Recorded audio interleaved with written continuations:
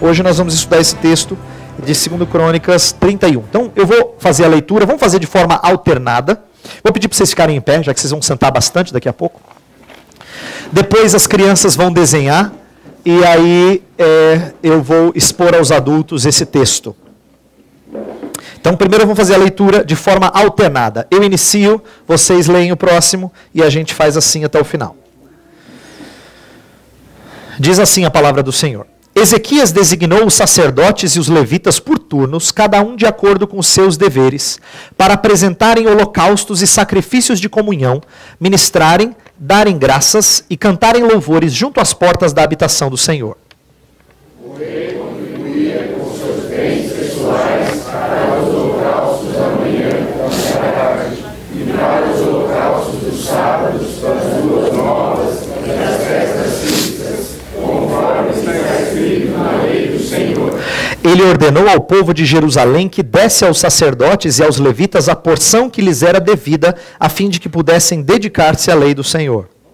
Assim que se divulgou essa ordem, os israelitas deram com generosidade do melhor do trigo, do vinho, do óleo, do mel e de tudo que os campos produziam.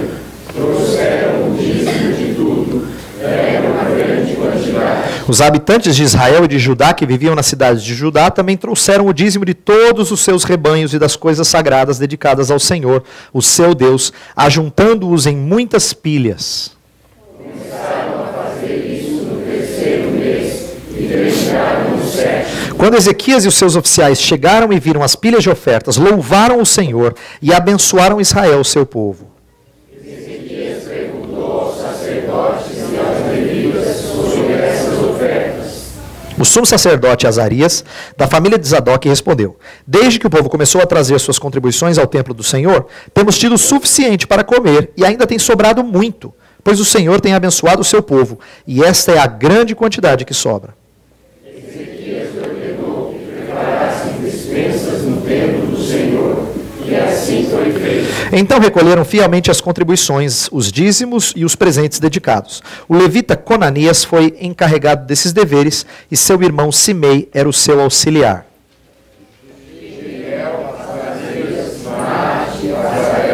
Jeremote, Josafate, Eliel, Ismaquias, Maate e Benaya eram os supervisores, subordinados a Conanias e a seu irmão Simei, por nomeação do rei Ezequias e de Azarias, o oficial encarregado do templo de Deus.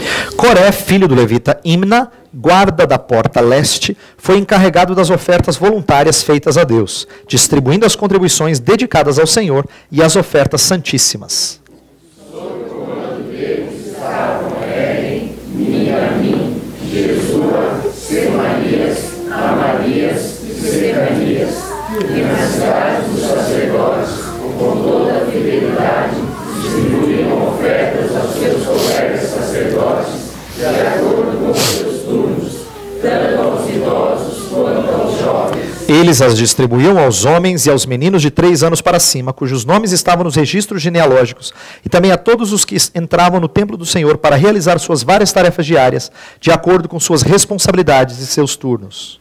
Os registros genealógicos dos sacerdotes eram feitos segundo as suas famílias. O dos levitas com mais de 20 anos, de acordo com suas responsabilidades e seus turnos.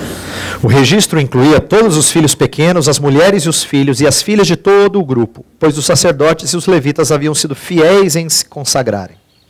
Entre os sacerdotes descendentes de Arão, que viviam nas terras de passagem ao redor de suas cidades, foram nomeados alguns deles, de cidade em cidade, para distribuírem as ofertas a todos os sacerdotes e a todos os que estavam registrados nas genealogias dos levitas. Foi isso que Ezequias fez em todo o reino de Judá. Ele fez o que era bom e certo, e em tudo foi fiel diante do Senhor, do seu Deus. Em tudo que ele aprendeu no serviço do templo de Deus e na obediência à lei e aos mandamentos, ele buscou o seu Deus e trabalhou de todo o coração, e por isso prosperou. Podem assentar?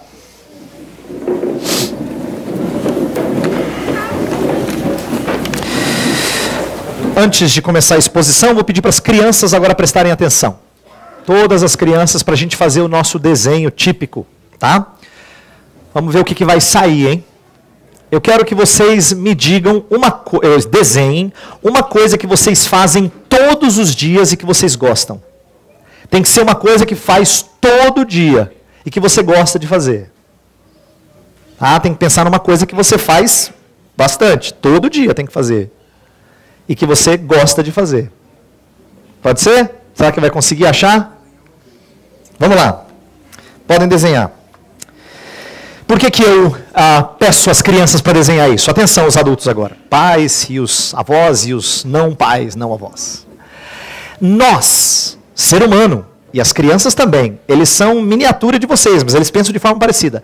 Nós amamos períodos ou momentos marcantes.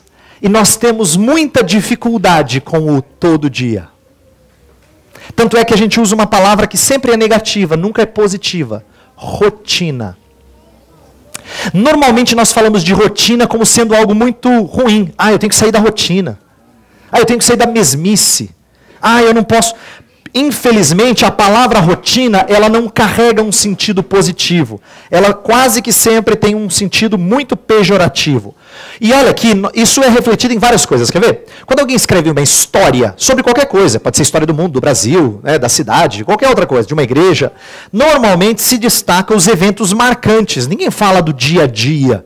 É mais comum você narrar os grandes eventos da história. Quando se conta um romance, sempre se dá destaque às reviravoltas do enredo. Senão a história seria monótona. Você não tem lá um romance em que o autor gasta 30 páginas contando os detalhes de um café da manhã.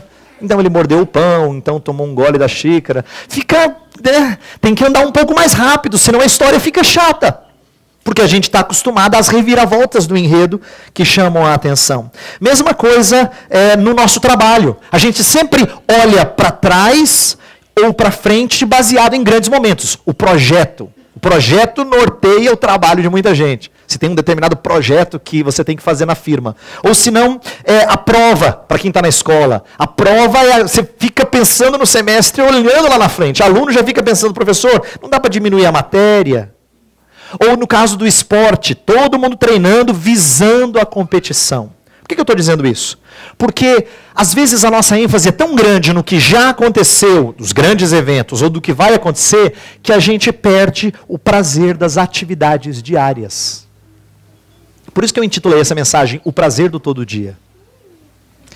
Na vida da igreja, essa tendência é preocupante. E eu acho que ela é comum. Às vezes a gente anuncia e celebra o acampamento, ou o chamado culto evangelístico, mais do que a atividade rotineira de domingo após domingo. Né? A gente tem o costume de exaltar essas coisas, os encontros de casais, ou os acampamentos de adolescentes, ou são as coisas que marcam a gente fala, quando eu fui naquele evento, foi muito marcante, Deus falou comigo. E às vezes nós perdemos de vista o prazer daquilo que é rotineiro, como escola dominical. O congresso ou o encontro parece ser muito mais edificante do que o típico culto de domingo. Por quê? Porque nós somos fascinados por eventos. Estou falando disso tudo porque eu gostaria de hoje me contrapor a isso. E levar você a pensar contrariamente a isso. Isto é, eu gostaria de argumentar que maturidade cristã só vem quando a gente aprende a ter prazer no dia a dia da vida cristã. Se nós não temos prazer no dia a dia da vida cristã, é um bom sinal de que talvez a gente não chegou à maturidade cristã. Cristão que vive de eventos não é saudável, é que nem ir comer na padaria todo dia, toda refeição. Não dá. De vez em quando tudo bem, mas sempre não. Não dá para comer comida não saudável o tempo todo. De vez em quando é compreensível, mas sempre é sinal de uma saúde desregrada. Não estou defendendo que eventos não sejam importantes e necessários na vida de uma igreja. Não estou dizendo que não pode ter. Eu só estou preocupado com gente que vive atrás dessas coisas ou vive sempre curtindo essas coisas. Nós temos que ter preocupação com isso. Quero defender que a saúde de um cristão se mede muito mais pelo constante escovar espiritual da sua vida do que a esporádica aplicação de flúor. Às vezes o dentista tem que fazer uma vez uma coisa para poder sanar a falta do constante. Isso não é bom. Então nós vamos conversar sobre um rei que passou por uma experiência assim. Isto é, que passou do grande evento da Páscoa, que foi o que a gente falou no domingo passado, para a rotina, dia a dia de sacrifícios. O normal do culto israelita, do culto em Judá. O nosso texto básico é sobre isso. Ele fala uma lição importante para a comunidade que voltou do exílio. Por quê? Presta atenção. Eles estavam exilados, estavam numa nação estrangeira. A volta para a sua terra certamente é motivo de celebrar. Mas eles já voltaram e agora a realidade é bastante dura. Não tem nada muito grande para celebrar, porque não tem mais o retorno do exílio. Já aconteceu. Deixou muita gente empolgada. No começo, certamente uma bênção. Certamente motivo de agradecer a Deus dia após dia. Mas isso passa. E agora? E o nosso ânimo para fazer o que a gente faz todo dia, toda semana, o tempo todo. Eles estavam desanimados e precisavam desse encorajamento. Por isso que Crônicas é escrito contando a história do início ao fim para encorajar o povo. Inclusive, se você depois der uma folhada, não precisa fazer isso já, mas Crônicas começa com uma genealogia lá em Adão, até a volta do exílio, para contar a história deles do início ao fim, dando a eles noção de o que eles passaram e como Deus estava lhes dando uma nova chance de recomeçar, de continuar como a gente cantou. Mas eles precisavam de perseverança, de ânimo. Então, essa é a história que o cronista apresenta. Ele coloca Ezequias como a personificação de ideais que precisavam ser resgatados. Ezequias é um rei que conduz o povo, na sua época, a rever algumas coisas e a fazê-las com persistência. Então, por exemplo, Ezequias é colocado como modelo em uma série de atitudes. Ele tem a resolução de começar de novo depois de um período negro. O pai dele havia conduzido o povo a muitos pecados. Ele reconduz o povo a uma atitude de santidade. Ele tem zelo para com a casa de Deus. Nós estudamos uma passagem que ele limpa o templo e faz com que tudo esteja pronto para a prática religiosa. Ele também confia em Deus em relação aos seus inimigos. Ele se revolta contra o rei da Assíria. E nisso ele é exemplo. Mas eu queria destacar uma outra atitude dele que tem a ver com a mensagem dessa manhã. Que é assim, Ezequias ele incorpora o ideal da perseverança que dá sequência ao trabalho. E eu acho que esse ideal é importante que seja dito para uma igreja que acabou de ser organizada. Porque aquela euforia, depois de um certo tempo, passa. Mesma coisa com vida cristã. Alguns de vocês estão frequentando a igreja há algum tempo e no começo nós somos muito empolgados com algumas coisas. E às vezes depois desse começo, a nossa euforia passa. E Ezequias vai encarnar esse ideal de perseverança que dá sequência ao trabalho. Então, o que ele fez? Ele limpou o templo, ele celebrou a maior Páscoa desde os dias de Salomão. Estamos falando de 200 e poucos anos de diferença. Você imagina você celebrar uma Páscoa que era celebrada todo ano e dizer assim, essa é a maior de 200 e poucos anos. Então, foi um negócio grandioso. E mesmo sendo grandioso, acabou. Páscoa já se foi. Agora, todo mundo volta a prestar os sacrifícios comuns do dia a dia. Por quê? Porque esse era o funcionamento permanente. A vida tinha que começar a andar de forma rotineira. O rei, então, reestrutura as coisas de tal forma que ele trabalha com tudo. Eu quero que você dê uma olhada aqui no texto para destacar alguns versos. Como é que ele começa essa reestruturação para o dia a dia? Ele começa dando o exemplo. Versículo 3. Olha só. Antes de pedir as contribuições ao povo, ele dá da sua própria renda. Verso 3 fala, o rei contribuía com seus bens pessoais para os holocaustos da manhã e da tarde, para os holocaustos dos sábados, das luas novas e das festas fixas, conforme o que está escrito na lei. Ele contribuiu, ele começou. Antes do povo contribuir, ele diz, olha gente, nós vamos começar a cultuar o Senhor como convém. Pois está aqui a minha contribuição, as minhas ofertas, eu quero tirar da minha renda para começar isso. Ele imita os bons reis do passado. Nesse sentido, ele imita Davi, ele imita Salomão, que tiveram atitudes assim, conforme narradas por Crônicas. Ele não pediu o que ele não fez. Ele não diz, faço o que eu digo, eu não faço o que eu faço. Né? Não, ele convocou o povo a contribuir e ele deu o primeiro passo. E ele, na verdade, envolve todo mundo. Verso 4 fala que ele, olha só, ordenou ao povo de Jerusalém que desse aos sacerdotes. O povo de Jerusalém significa aqueles que estavam mais próximos. Verso 6, ele atinge outras cidades. Fala que os habitantes de Israel e de Judá estão alcançando outras cidades. E no verso 5 a 8 fala que houve muita contribuição. Olha só, assim que se divulgou essa ordem, verso 5, os israelitas deram com generosidade, trouxeram tudo, e havia uma grande quantidade, e fizeram montes de tanta contribuição. A ponto de Ezequias chegar lá e perguntar assim para os sacerdotes: e aí, como é que está a contribuição? Eu falei para o povo, eu fiz uma exortação, como é que o povo respondeu? Falou: olha, rei, tem demais. Está dando e está sobrando. O povo está vindo e trazendo aos montes. Parecido com o que aconteceu quando o tabernáculo foi instituído lá atrás, na época de Moisés. Quando Moisés foi construir o tabernáculo, ele pede que o povo contribua, e o povo dá tanto que Moisés tem que pedir para parar. Gente, deu, tudo bem, não precisa mais. Aqui nos dias de Ezequias, ele está convocando o povo, e o povo está dando liberalmente. E o que ele faz? Ezequias faz uma coisa interessante. Ele armazena isso, coloca em depósitos para ser distribuído às pessoas depois. Ele prepara para aquilo que ainda viria. Tá? Então ele faz uma reforma abrangente. E com isso ele está convocando o autor desse livro chamado Crônicas, que tem a primeira parte e a segunda parte, está convocando os da comunidade do exílio a serem liberais assim também, a se dedicarem, a se envolverem no trabalho do Senhor. Essa ideia de contribuir liberalmente está presente em toda a Escritura. E precisa ser praticada sempre, inclusive por nós. Nós somos uma igreja que precisa ser composta de pessoas que entendem que contribuição é uma coisa que nós fazemos de forma voluntária, mas que tem que ser feita com liberalidade, com desprendimento. Alguns de nós não estamos acostumados a isso. A gente tem até pé atrás por causa da fama de igrejas evangélicas em só ir atrás de dinheiro. E nós nos escudamos nisso para segurar mais do que convém. E para sermos omissos na nossa contribuição liberal. Ezequias é um exemplo de gente que estava contribuindo liberalmente. Ele e as pessoas da sua época.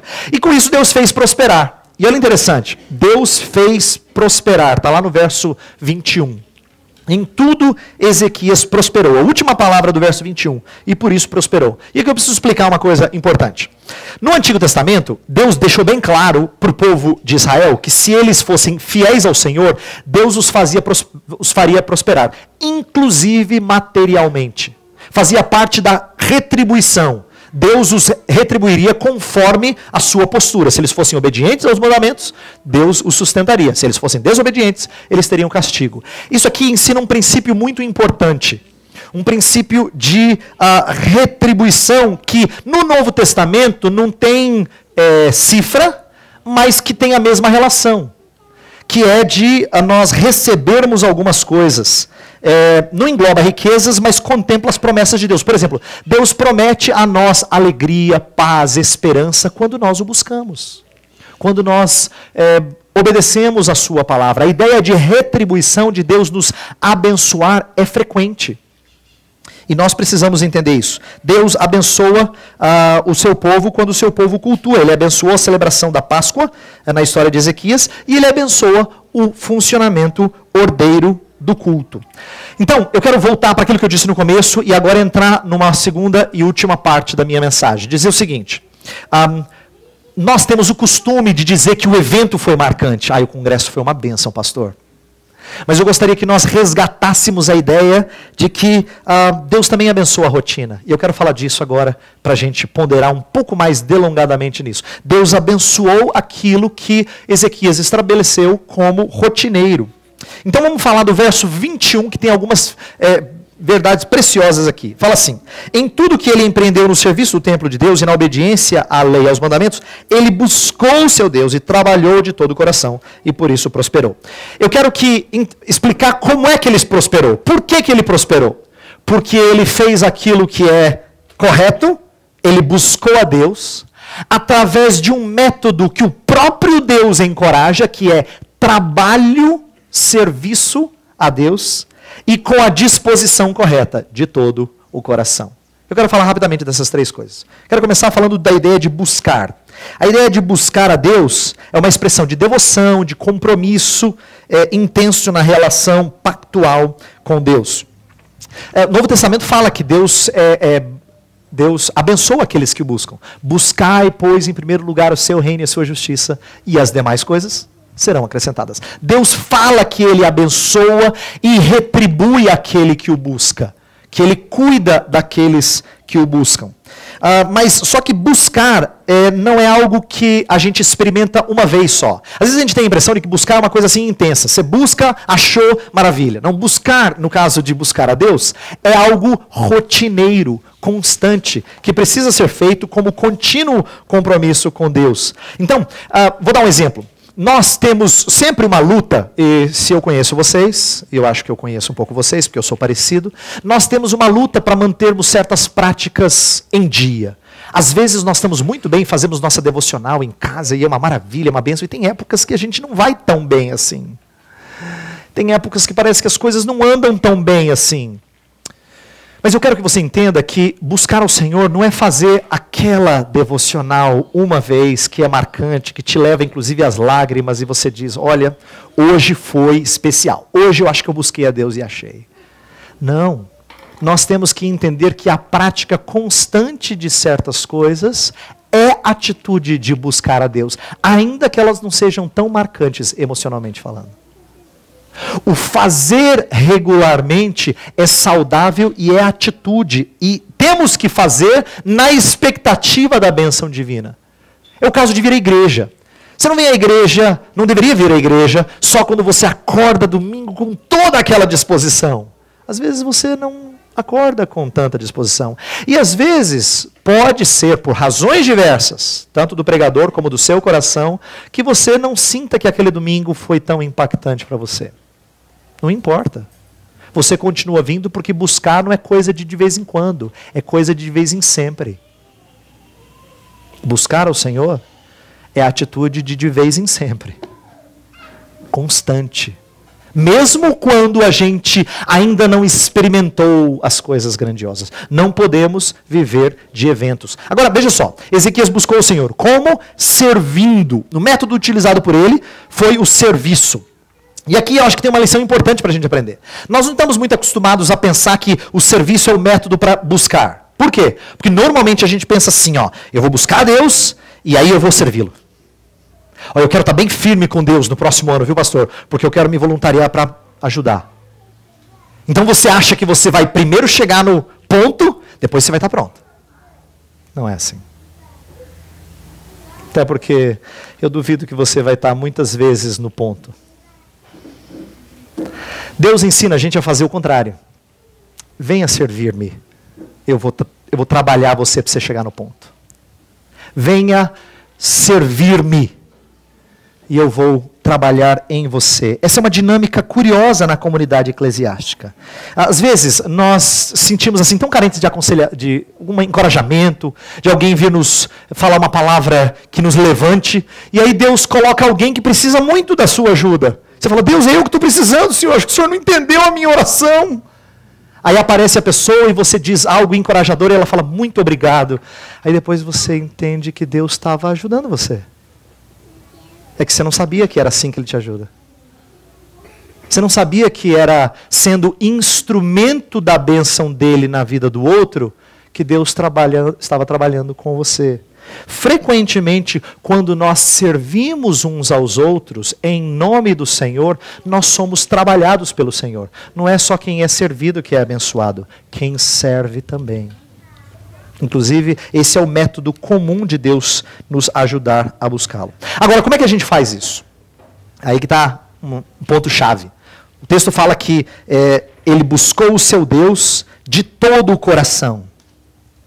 A sua atitude, sua disposição foi servir com um coração não dividido. E esse é o nosso grande desafio. Amar a Deus sobre todas as coisas não é uma coisa simples, porque nós achamos até que fazemos isso, mas se fizermos por pouco tempo, ninguém consegue manter esse ritmo intenso de todo o coração, de toda a alma, de todo o teu entendimento, com todas as suas forças, todo dia, toda hora, o tempo todo. Ninguém consegue. Eu duvido que a gente consiga em algum momento e por tempo considerável. A gente não consegue. Mas essa é a nossa luta. Agora a questão é, o que significa buscar a Deus de todo o coração? Aqui significa que nós temos que buscar com um coração não dividido, não repartindo o coração com um pouquinho para Deus, um pouquinho importante até um pedação, mas um pedacinho para outros deuses. Davi, certa vez, escreveu assim: Senhor, ensina-me, dispõe-me o coração para só temer o teu nome. Eu acho linda essa oração. Dispõe-me o coração para só temer o teu nome. Ele temia o Senhor, mas a sua dificuldade era temer só o Senhor. Porque ele sabia que o seu coração, muitas vezes, era repartido em preocupações diferentes. Buscar a Deus e servi-lo de todo o coração não é algo que acontece, requer disciplina. E aqui vem um entendimento equivocado que a gente tem da palavra disposição. A Bíblia tem várias vezes textos que falam assim: fulano se dispôs e fez. E se dispôs e fez. E a gente está acostumado a usar disposição assim: eu não estou muito disposto. Eu acordei hoje indisposto. Para a gente, disposição tem a ver com sentimento, com acordou, levantou com o pé direito, com o pé esquerdo. E não é assim que a Bíblia trata disposição. Disposição não é um sentimento que lhe atinge, ou você não é acometido com disposição ou indisposição. Disposição é atitude. Biblicamente é atitude. Fulano se dispôs, significa ele levantou e fez. Ele resolveu fazê-lo. E a nossa resolução precisa ser assim. Nós temos que falar de gente que se dispõe a fazer. Agora, eu não estou dizendo que a gente tenha que fazer com cara fechada. Como quem diz, tenho que fazer. A Bíblia mandou, tenho que ir para a igreja, ué. Posso estar arrebentado, eu tenho que ir para a igreja. Porque disposição desse sentido de resolução não significa excluir o prazer. Mas atenção agora para a ordem dos fatores. A gente não espera o prazer chegar para se dispor. A gente se dispõe na expectativa de que Deus nos conceda prazer em fazê-lo. E a gente tem que ter essa expectativa.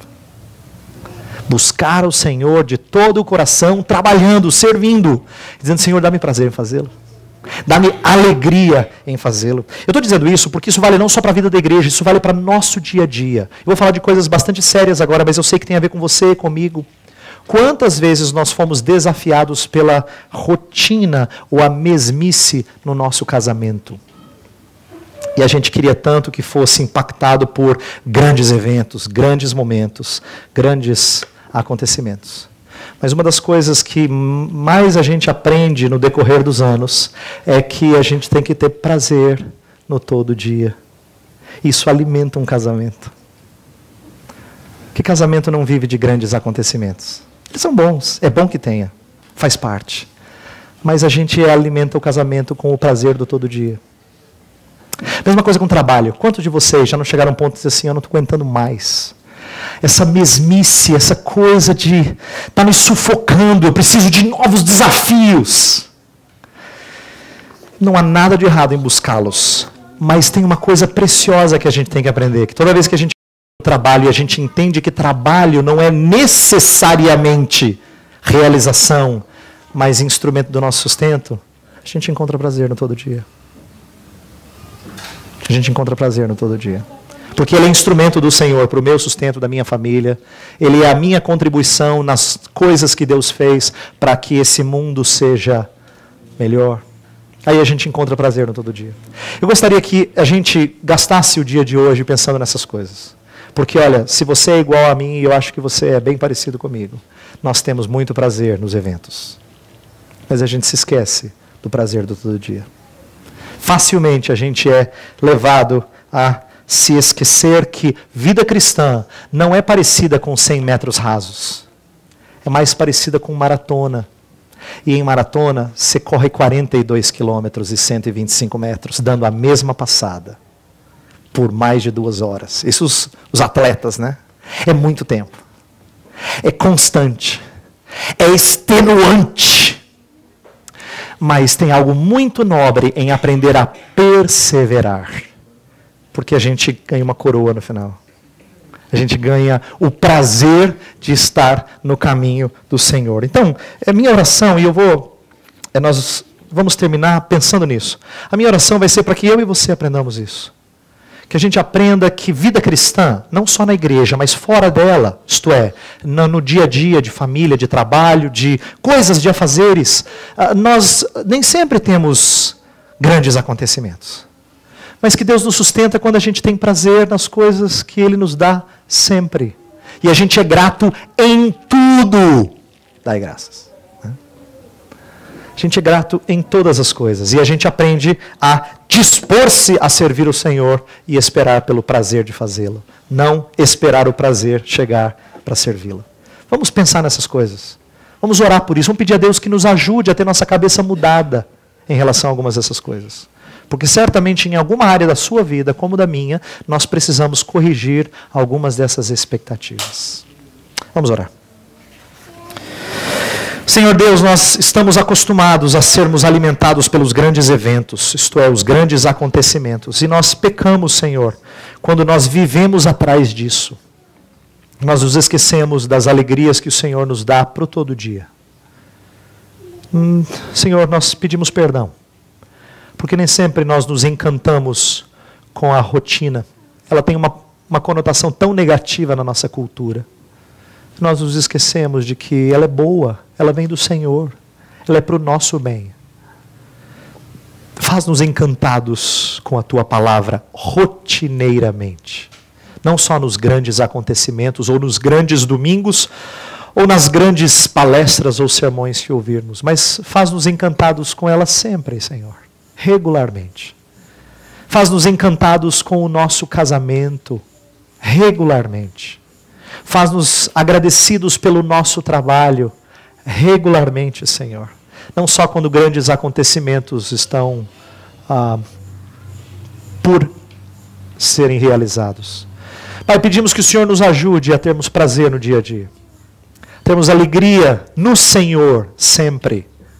Não só de vez em quando. A Tua palavra nos ordena, nos exorta a alegrar-se no Senhor sempre. Ensina-nos a fazer isso. E fazê-lo através de serviço, de desprendimento, de coração aberto a buscar o Senhor e servir outras pessoas e fazê-lo com um coração íntegro e esperar que o Senhor nos dê prazer em fazê-lo.